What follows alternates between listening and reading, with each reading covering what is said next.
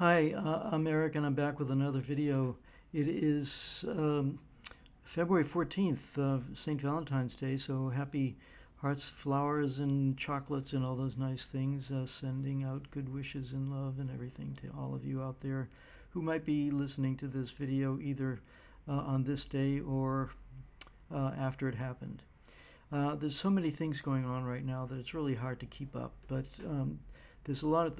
I'm basically going to talk about a few things, and I won't necessarily touch upon them in great detail. I mean, there's other people out there who can talk for an hour and a half about some topics, and I'm not going to do that. But let's dive in. So the first thing I want to talk about is something that nobody is talking about right now, and that is the fact that um, we are in the same situation we were at the before the Cuban Missile Crisis started. What do I mean by that? The Cuban Missile Crisis started in October of 1962 when John F. Kennedy observed that there were Soviet missiles, Soviet, that's the Russian version of when the communists were in charge of Russia and all of the Soviet republics.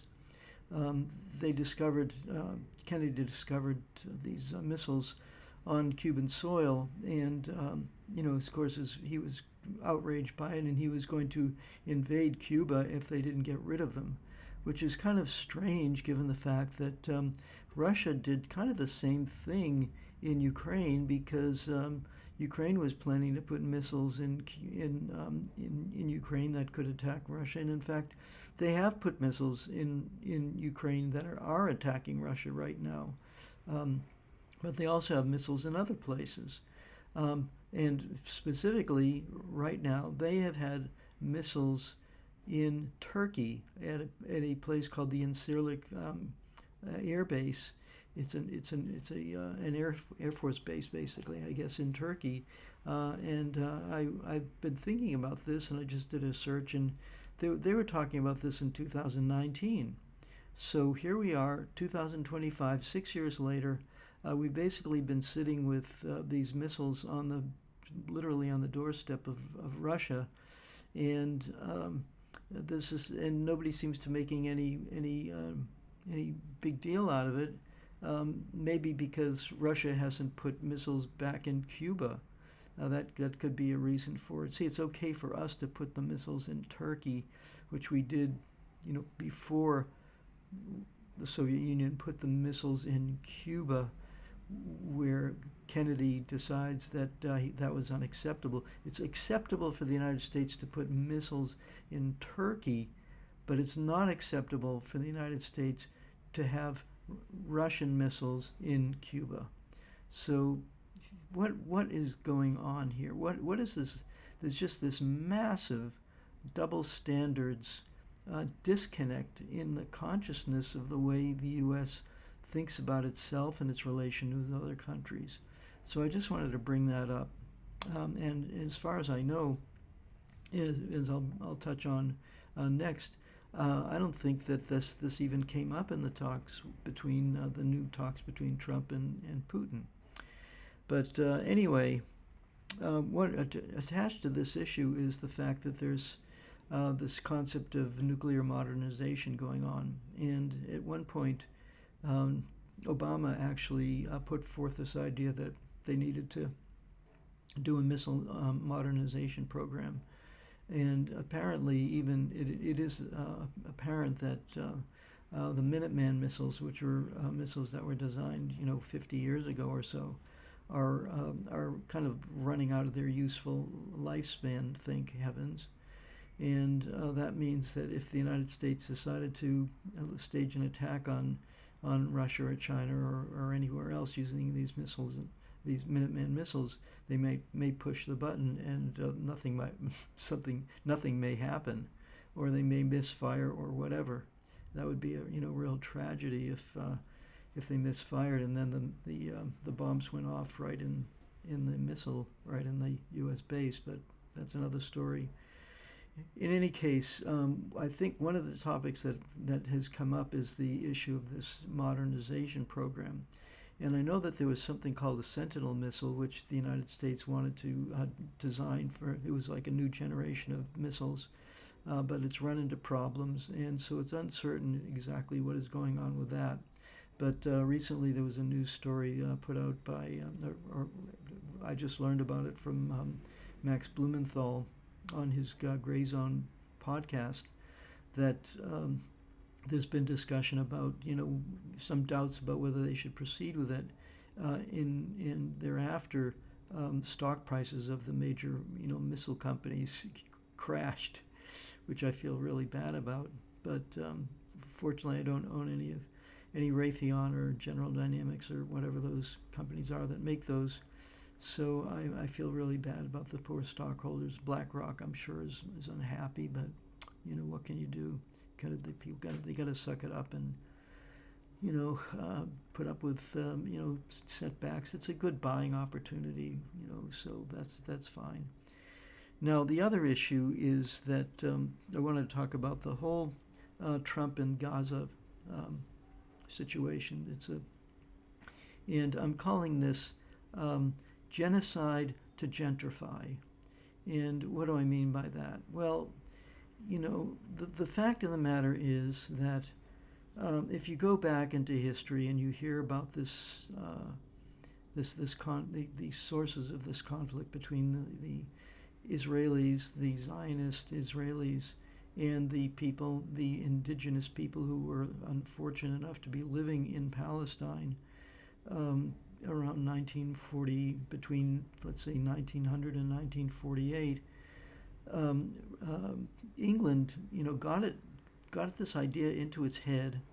Now, remember, England is an island off the coast of Europe, and at that time, early in the 20th century, Palestine was part of what is called the Ottoman Empire, which was basically what is now Turkey, but in a massively expanded state, so that it covered much of the Middle East, including Palestine.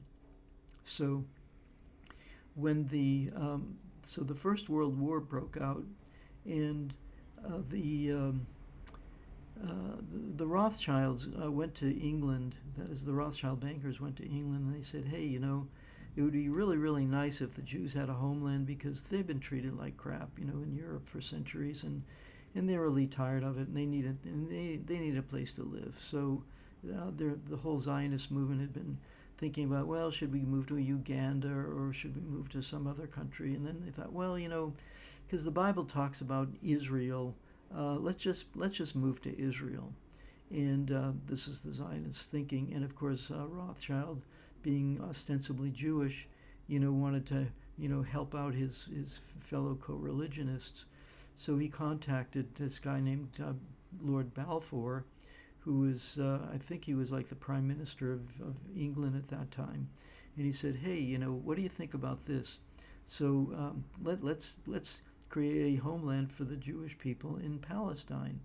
And which is kind of interesting, because England had no ownership rights. How are they deciding about some other country, internal policies? And yet they had this letter which said, yeah, it would be really nice to have this homeland for the Jewish people. What's also interesting is that at the time, there were a couple of things going on. There's this war going on between England and the Ottoman Empire and Germany. Those are the two, and the Austro-Hungarian Empire. And England basically was going to the Arabs, using people such as Lawrence of Arabia, and saying, you guys really deserve democracy. So if you will cooperate with us and undermine the Ottoman Empire after World War is over, and we've won, we'll break up the Ottoman Empire and we'll give you your freedom. So they all signed off to that. They thought it was a great idea. But what they didn't know was that England had also made a promise to the Zionists that they were going to have a homeland in what was then called Palestine. And the Palestinians had, basically no say in the matter. So, needless to say, in this ensuing years from 1917, when that letter was written, And going forward, Jews started filtering in from Europe, and they created little land areas and started buying property and so on and so forth. And at a certain point, the Arabs are saying, not sure we like this because it looks like all these foreigners are coming in and basically taking over our land. So that was not, creating good relations between the Jews and the Arabs. Not to mention the fact that many of these Jews were, not all of them, but many of them were very, very hostile to the Palestinian population. And in particular, there was one guy named Jabotinsky who had essentially fascist ideology. And he wrote an article called The Iron Wall, in which he said that we need to create a wall to separate to basically keep the Palestinians out of our space. We're going to make this our space, and they're not going to be able to stay there. So that was one issue. But even the so-called labor Zionists had designs on creating a homeland, and they had no sympathy whatsoever for the Palestinian people. There were some Jews who did have sympathies. These are basically, I would say, the leftist socialist component of the Zionist movement. Did not want to have hostility towards the Palestinians. There's a video you can see where there's a kind of like a May Day demonstration where they're saying solidarity with our Palestinian brothers and sisters. So it wasn't all all completely hostile, but the reality is that by 1948 these arch fanatical Zionists had gotten complete control of the Zionist movement, and even people like Einstein or Hannah Arendt or Sidney Hook or other prominent Jews opposed this whole agenda. They lost control, and they wrote a letter to the New York Times in December 1948, which is so Israel is founded in May 1948. In December 1948, there was a group of these Zionists coming to the United States, and Albert Einstein and these other prominent Jews wrote a letter to the New York Times saying, we're heading into some big trouble here because these people are basically racist and fascist, and they've already committed a massacre in a village called Deir Yassin, and this is not going to end well, for everybody if this kind of mentality prevails. Well, here we are. It's now 2025, and 19 years after the founding of Israel in 1948, that is in 1967, Israel says, we're going to be invaded by these nasty Egyptians, except that was false defamation against the Egyptians. The Egyptians had no intention of doing it. It was an excuse to invade Egypt and other areas, Syria and West Bank and Gaza. And so basically the Israelis took control of these large areas. They were able to, there was negotiations later on between Sadat of Egypt and Menachem Begin, who was then the leader of Israel, that the Israelis would give up the Sinai Peninsula, but the Golan Heights were still under Israeli control and have been up until now, and the West Bank and Gaza were essentially occupied by the Israeli army, and there were several rebellions against this whole situation, and they were basically ruthlessly put down because the Israeli military has the backing of the United States. Now, one of the questions that comes up is it the Israel lobby that has got control here, or is it the other way around? And there's arguments to be made on both sides. But one of this one guy, I'm trying to think, I can't remember, my memory is failing. I just can't remember. Biden, that's right, Joe Biden.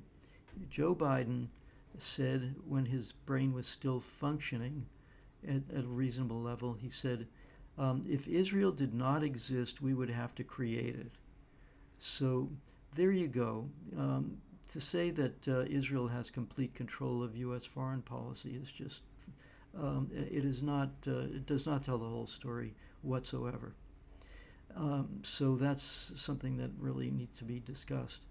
Now, the other aspect of this is that, um, well, which gets to the, the, the theme of this segment of my video, is this genocide that has been going on in Palestine. And I was talking with a friend of mine yesterday. She happens to be from China. She was born in China, but she came to the United States as a young woman and became a U.S. citizen. She speaks fluent English, very fine person, but she doesn't know a lot of the history of what's been going on. And the fact that, what is it that justifies the United States supplying the Israeli military with the equivalent in tonnage of bombs, two times the amount of tonnage in nuclear terms that that the United States dropped on Hiroshima and Nagasaki. So let me state it a little bit differently. So there was an atomic bomb that was launched against Hiroshima, the city of Hiroshima, and it had a tonnage of 12 or 15,000 kilotons. That is a kiloton is 1,000 tons. So that's 15,000 tons of TNT, which is the most common type of explosive.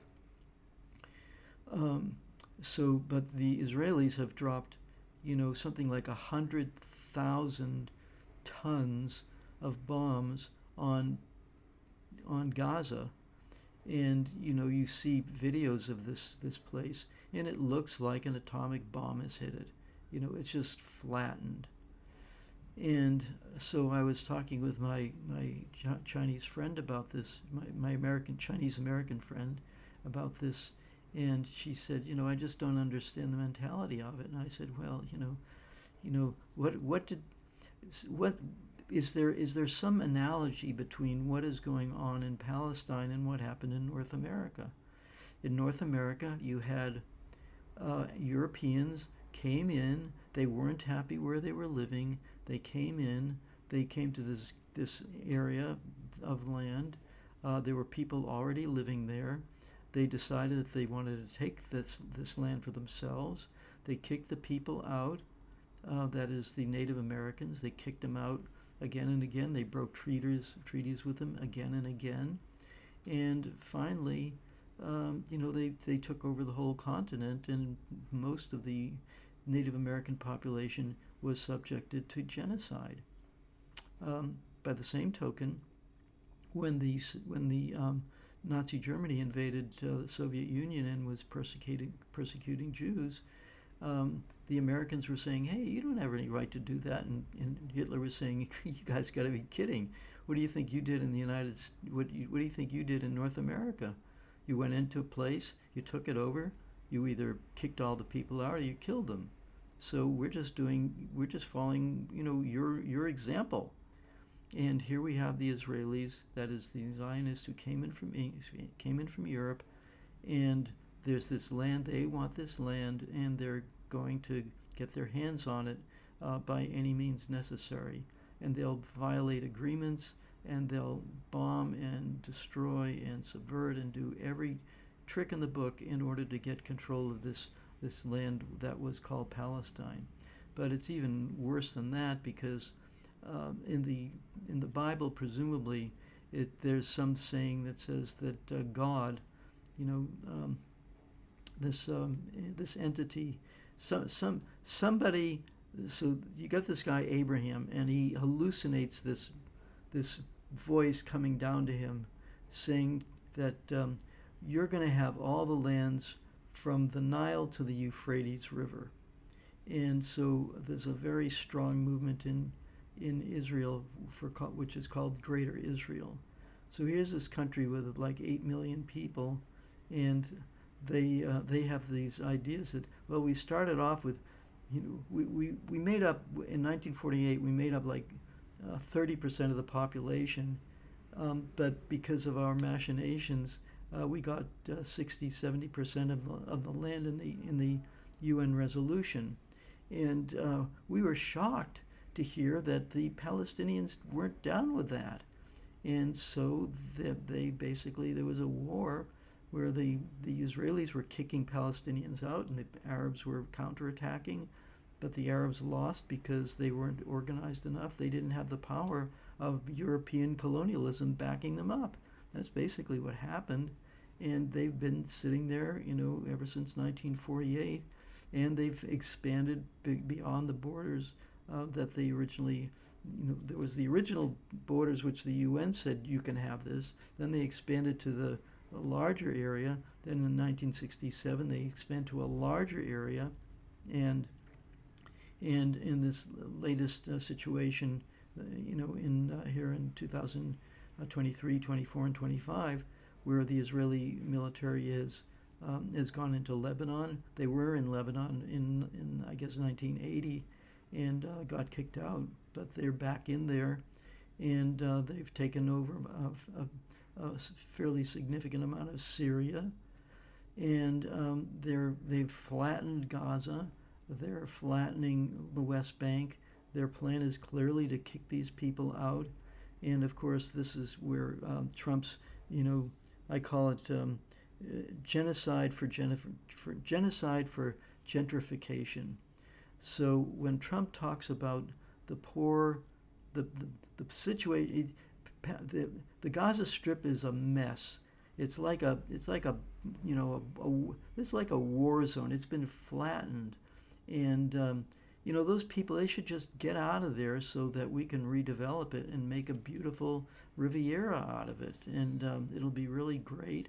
But of course, it's not for them because it's going to be so bad for them, and we're gonna build housing, beautiful housing for them somewhere else, and they're going to be happy, even though they have no desire to leave Gaza.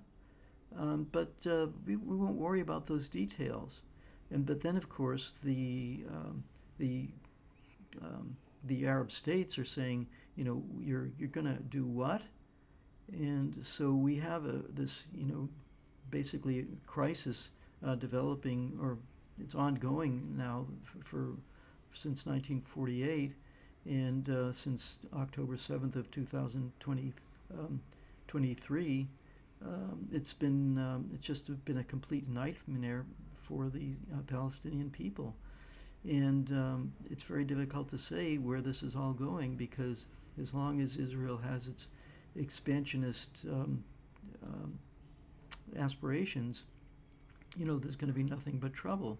The other really paradoxical thing about this is that one of the great fears that the Israelis have is the quote unquote demographic crisis, because there was some U.S. government spokesperson was talking about this issue, and he said, the Palestinians are uneducated and they're stupid and they're violent and they're just terrible people. They're subhuman. He didn't say subhuman, but you got to assume that's what he's saying. They're subhuman, and not only that, but they have lots and lots of babies. 5.5 babies for each woman, whereas the Israelis have only 2.5, which means that the ratio of native Arabs and mostly Muslims, with some Christians, but certainly not Jewish Arabs, they're becoming more and more of a population within this larger geographical area. And they're thinking, we're going to expand our borders well beyond the 1948 borders, and what are they going to do with all the Arabs that are in those lands? So they're basically setting themselves up to create this massive apartheid situation where you've got 8 million rabid Zionists, all of whom apparently, according to recent polls, think that the Palestinians should either be expelled or exterminated. That's the Israeli population thinks that. Max Blumenthal talks about this extensively. And they want to expand their territory, and they're going to have more Arabs under their control, whether they like it or not.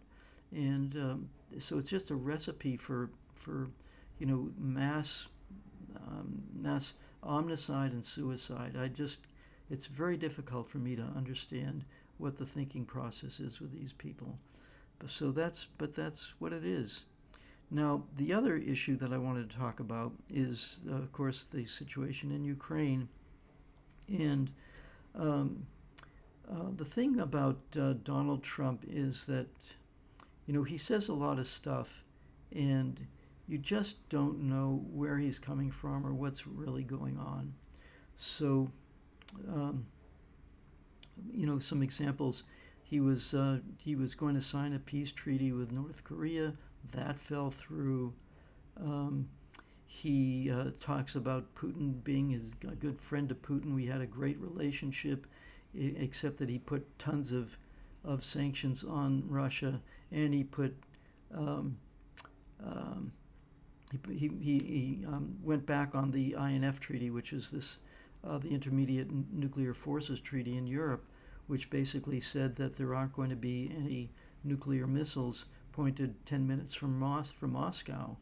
And that was signed in the 1980s between Reagan and Gorbachev, who were the leaders of the United States and the Soviet Union at that time. And Trump trashed that treaty. So, and then of course you had the whole Ukraine crisis, where the United States, over the course between basically after World War II, people don't know this, and I was explaining to my friend yesterday. Uh, During World War II, and many of you know this, but I'm going to have to go through it again. During World War II, around 10% of the population in the Ukrainian socialist socialist republic. That is because the Soviet Union was made up of I think it was like 14 separate republics: Belarus, Ukraine, Kazakhstan, Uzbekistan, and so forth. So Ukraine was you could say, a semi-autonomous area of the Soviet Union. And when it became but during World War II, there were these Ukrainian nationalists who basically allied with the Nazis and were committing atrocities during World War II. And they were part of Nazi units, the SS, the greatly feared and brutal Nazi military regiment. So you had these people who were committing atrocities, these Ukrainians, and even some of the Germans were saying, "God, these guys are really crazy. They were even worse than us." That was actually going on during World War II. But as the Nazis lost World War II and they were pushed out of the lands of the Soviet Union, many of these people had to leave because they knew that they would be persecuted or killed, most likely killed, or sent to prison or whatever. So a lot of them went to Canada, a lot of them went to the United States, and in some other countries, but those are the two main ones. But after the Nazis fell in Germany, you still had holdouts of these extreme Ukrainian nationalists in the territory of Ukraine. And it took until 1953 for the Soviet authorities to root these people out of basically their guerrilla hideouts, because they were staging terrorist attacks inside of Ukraine following the end of World War II. And it took a long time for the Soviet authorities to finally put an end to all that. And they were put into prison. Most of them were put into prison. But in 1953, Stalin died, and then as you could say, a kind of a goodwill gesture towards the Ukrainians, they were given amnesty and they were released from prison. So, or they were pardoned, you could say. Anyway, they were released from prison. And if you think that they felt grateful to the Soviet Union for having released them from prison, well, guess what? That's not what was going on. They were determined to, maintain their Ukrainian ultranationalism. And there's CIA documentation which shows that they knew that this guy named Stefan Bandera was a terrorist, and these guys were committing atrocities. But there are terrorists, and we hate the Bolsheviks, we hate the communists in the Soviet Union, so we have to use whoever we can to, get rid of regimes that we don't like. This is exactly how ISIS and Al Qaeda were funded by the United States in order to accomplish the same geopolitical goals. So it's like the U.S. has this tendency of where it doesn't want to do the dirty work directly itself. It will hire proxies like the Ukrainian nationalists or ISIS or Al Qaeda or the Contras in Nicaragua to do their dirty work. And so in the United States, finally they staged a coup in 2014, and these people who had been kind of underground for all these years came to prominence, and they were basically calling the shots. They don't represent a huge percentage of the population, but they were able to take over basically by force.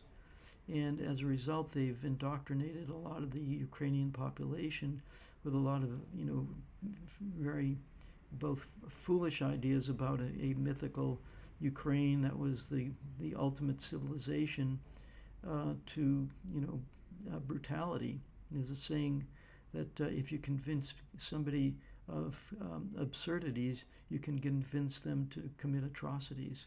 That's basically what's been going on in Ukraine. Okay, but the problem was that the successive U.S. administrations, whose job has always been, their aspiration has always been to take down first the Soviet Union, break it up, and then take the Russian Federation, take down their regime, and break that up as well. So when the Russian Federation basically said to the when the Soviet Union said to the United States, let's end this Cold War, let's live together in peace, and as a goodwill gesture, we're going to dismantle the Warsaw Pact, which was the countries that were immediately surrounding the Soviet Union, that is Poland, Bulgaria, Hungary, Romania. So I think those are the four main ones. Basically, the Soviet Union withdrew their East Germany, they withdrew their forces from those countries, and they thought that the Cold War was over, but that was not the intention of the West. So the West basically, slowly but surely, used methods like color revolutions and propaganda to turn these people, rabidly against the Soviet Union, and that's pretty much how things have stood, and it's gotten far worse with this war in Ukraine. So that's how that's been going, but the problem was that the U.S. grossly miscalculated, because when the Soviet Union fell, and I would say a significant faction of the Russian population had felt disenchanted with communism. They said they basically brought in these vulture capitalists to transform the Russian economy from a command style economy, that is, where it's really controlled from decisions made on a centralized basis, to a decentralized basis, a quote-unquote free market. But what happens when you have a free market is that vultures and bandits and crooks and people with a lot of wealth will connive and figure out a way to get the control over Russia's resources. And that's exactly what happened. So starting between 1990 and 1999, basically all of Russia's state-owned assets, the oil, especially oil and gas, the major extraction industries, aluminum, all of those kinds of major industries were were privatized, and as a result, millions of Soviet people lost their jobs. The budget, collapsed so that people didn't have any pensions anymore. There was massive inflation, and as a result, the life expectancy in the ex-Soviet area in the Russian Federation fell by 5 years. So it was like they lost a war, and it was all done without, very cleverly by the United States without having to fire a shot. So the Russian economy was in tatters, so to speak, by the year 2000. And then, for some strange reason, the puppet president of Russia, Boris Yeltsin, decided to hire this guy named Vladimir Putin to come in and become acting president. And Vladimir Putin had he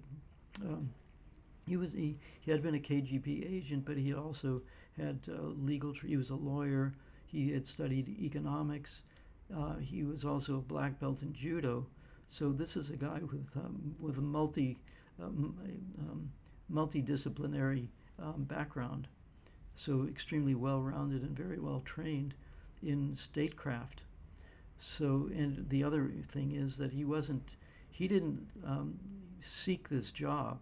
He was basically asked to do it, which is another difference between most people who seek political office in the West, in quote-unquote democracies, where, if you're in a democracy and you want power, you basically sell your soul to the devil, and the devil will gladly put you into power.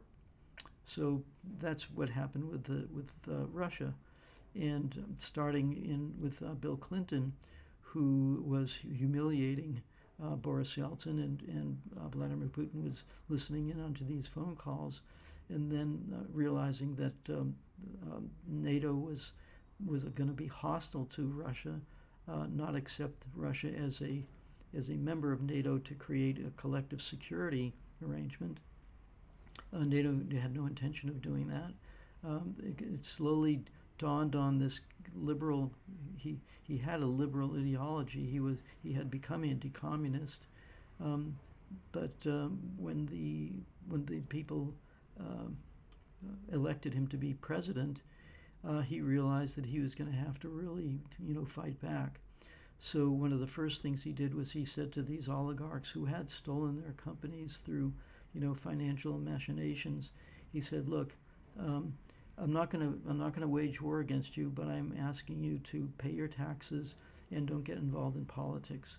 So there was this kind of uneasy truce, you could say, between the oligarch class and the Russian government. And slowly but surely, over the course of between 2000 and 2025, the Russian economy has become stronger and stronger. But the other thing that Putin did, and I think it's probably we have to credit the Russian deep state, you might say, the military and other major factors in Russian culture. They began to realize more and more that there was really a real hostile attitude towards Russia, and in 2007, Vladimir Putin went to Munich and gave a speech at the Munich Security Council conference, which takes place, I guess it's every year. I think it's every year. And basically he said, we can see what game you're playing here. You're basically imperialists. We know what you want to do, and it's not cool, and we're going to have to do something about it. He also, even earlier in 2002, speaking of breaking treaties, George W. Bush broke a very, very important treaty, the Anti-Ballistic Missile Treaty. And that treaty was negotiated, I think, in the 1970s, whereby the idea was that each country, the Soviet Union and the United States, would have a limited number of missiles for missile defense. That is, that if one country attacked another country, there would be defensive missiles to shoot down those intercontinental ballistic missiles. And the treaty was basically acknowledging the fact that if you have this kind of situation, it will allow it would allow one country to stage a major first strike, surprise attack on the other country, and that country would be devastated, except that if you have the second country was able to counterattack, then both countries destroy each other. So the ABM treaty was designed to keep that situation in place, so that each country, the United States and the Soviet Union and then Russia, would realize that it's not a good idea. A nuclear war cannot be won and should never be fought. That is the operative idea here. But when the United States said we're abrogating that treaty, what they were saying was that we're going to create an umbrella so that we can attack you in a first strike, and when you try to counterattack us, we have all these missiles that are going to shoot down your missiles, so we're going to destroy you, but you won't be able to destroy us. That was so. In George Bush abrogated that treaty, and at the time, the United States had this perception of Russia as being flat on its back, weak, and it would not be able to do anything about it. So Russia said to the United States, "Well, if that's what you want to do, we're just gonna have to do something about it."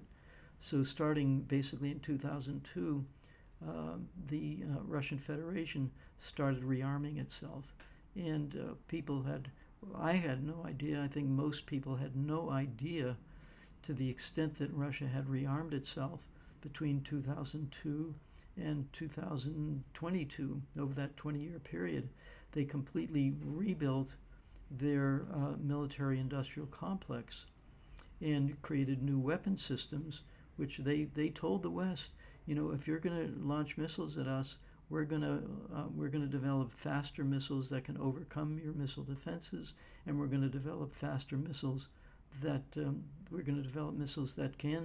do the same thing, that can shoot down your missiles.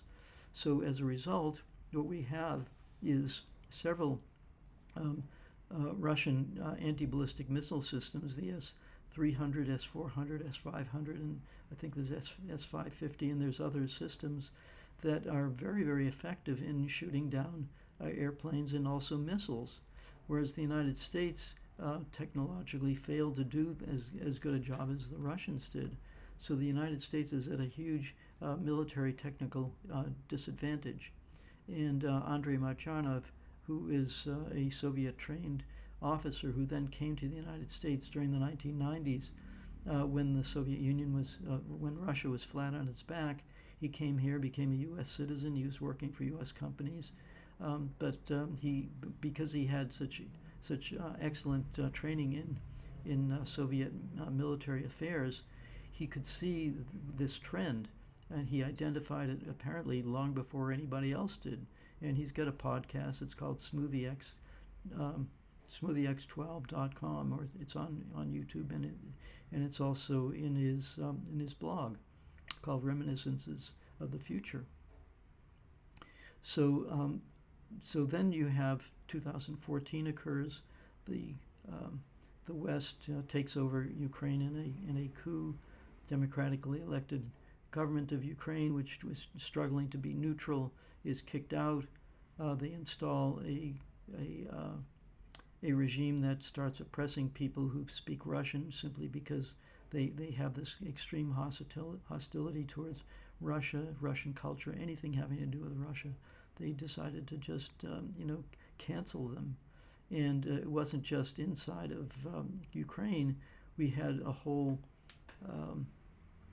complex of European and American policies where they're basically penalizing people for the crime of being Russian. So Russia is now becoming more and more concerned, and starting in 2014, the new Kiev regime, which was taken over by these neo-Nazis, starts attacking people in eastern Ukraine, which are very, very predominantly Russian-speaking. It's not that Ukraine is a completely different culture. They're really, like brother and sister cultures.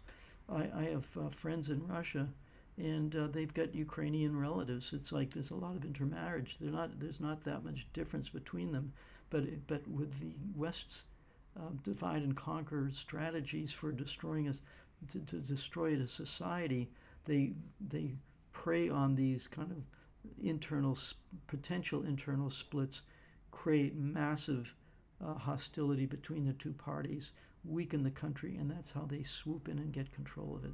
That's basically what's happening. And they did the same thing in Syria, where you had different factions within Syria. They get them fighting against each other. Lebanon had a huge civil war. So this is very common practice in the West, divide and conquer.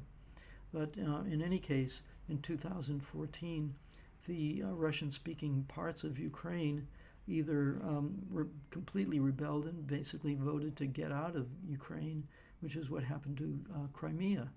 I went to Crimea in 2015. That was a year after they joined Russia. And I was hanging out with this, I was staying at this couple's hotel, and I asked them, what was actually going on. And they said, the reality is that we saw these people coming in to power who were Nazis, and they basically have, extremely hostile intent towards us. And we organized ourselves to prevent their coming in, and we also staged a referendum to say, we're seceding from Ukraine, and we want to join Russia. So, and the vote was, overwhelming. Over 90% of the people in Ukraine said, we don't want to be part of this crazy government, which, by the way, when I was there in 2015, you could see the economy was depressed. They were treated as second-class citizens by the regime in Ukraine, even before it was taken over by these neo-Nazis. So you had that whole background to it. And as far as the areas called the Donbass are concerned, they did resist militarily. Crimea was able to avoid that, but in eastern Ukraine, the Donbass area, they started fighting back because they were literally being bombed. There's videos you can see where they shelled a civilian. It was like City Hall in the city of Lugansk, and basically civilians are just slaughtered by bombs. For what? Because they didn't like the new regime that came in illegally. So that situation was going on for 8 years, and slowly,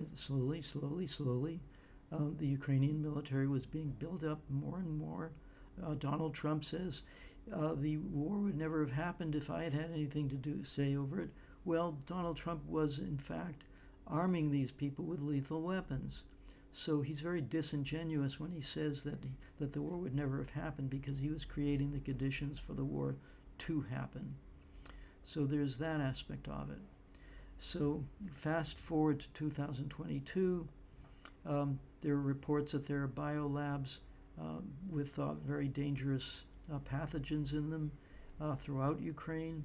This was later corroborated by Victoria Nuland herself, who was the key mover in that coup, where she testified in front of Congress and said, there are biological research facilities, and we don't want the Russians to get their hands on the information in these facilities.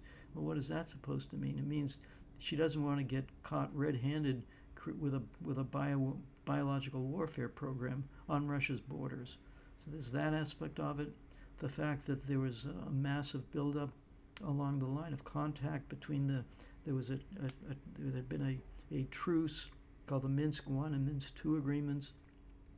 That was supposed to be those agreements were to be implemented, whereby Lugansk area and Donetsk areas of Ukraine would stay part of Ukraine, but would have language and cultural rights within their territory. That was the agreement. The Germans and the French, later on openly admitted that they had no intention of fulfilling that agreement. The plan was always to arm Ukraine to the teeth and then attack Donbass, Lugansk, and Donetsk areas, take those over, and now you have a very, very hostile country on Russia's borders.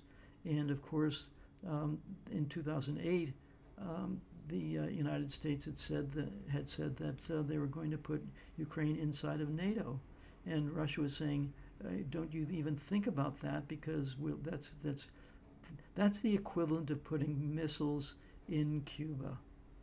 That's what is at stake here." So for all of you people who think that it was okay for Kennedy to threaten Cuba if Russia didn't take out their missiles, but it's not okay for Russia to go into Ukraine, which had every intention of arming itself with nuclear weapons and had biological warfare weapons and was attacking the people inside of Ukraine itself. You need to do a little research and figure out what actually went on. So that brings us up to the current situation.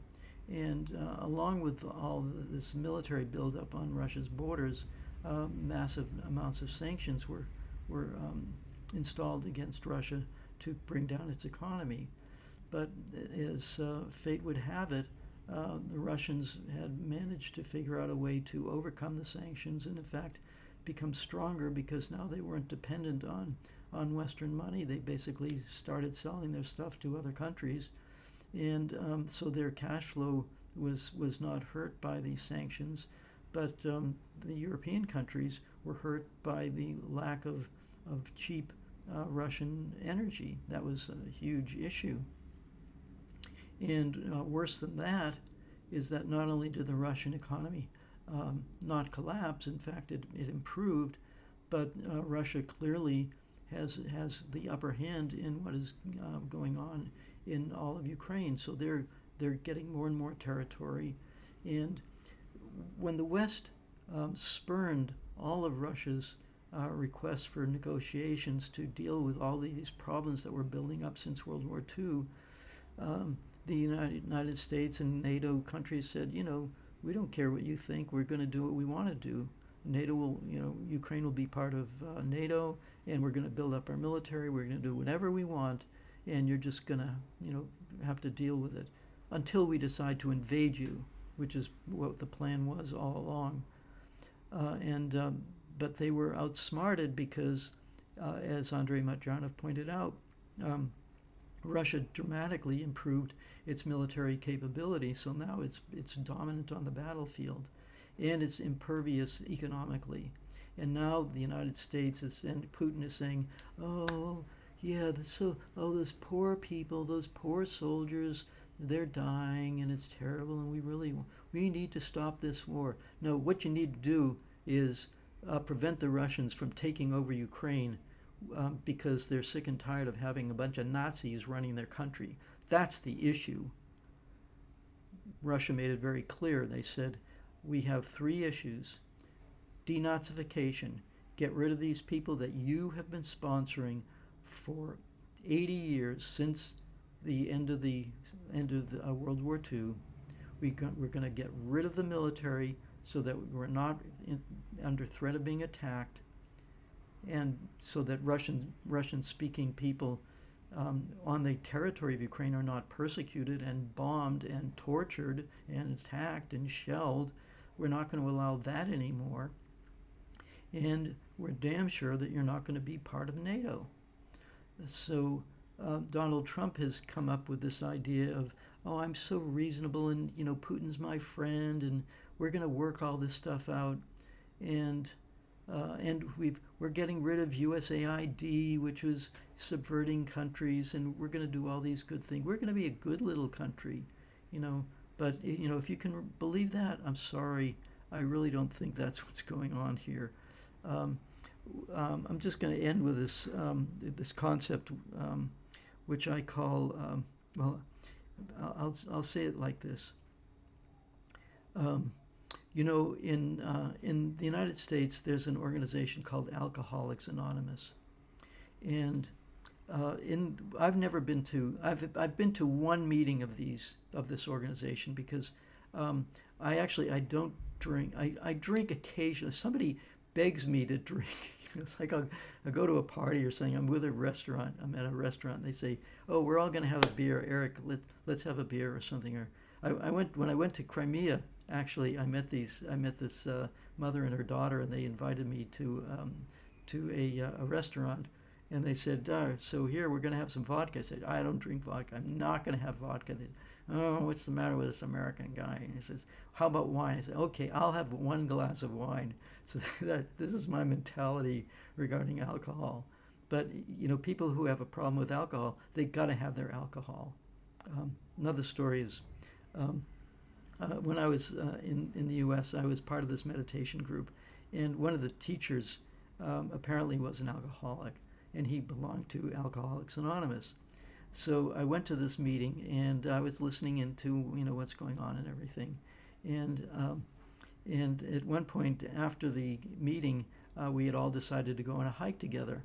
So this woman says to me, "So why'd you come to the meeting?" I said, "Well, I just went because, my friend, this teacher, Danielle, is an alcoholic. He has this organization, Alcoholics Anonymous. So I'm just coming here for the ride, She says, "Well, you sure you're not an alcoholic?" I said, "Well, let me tell you a story.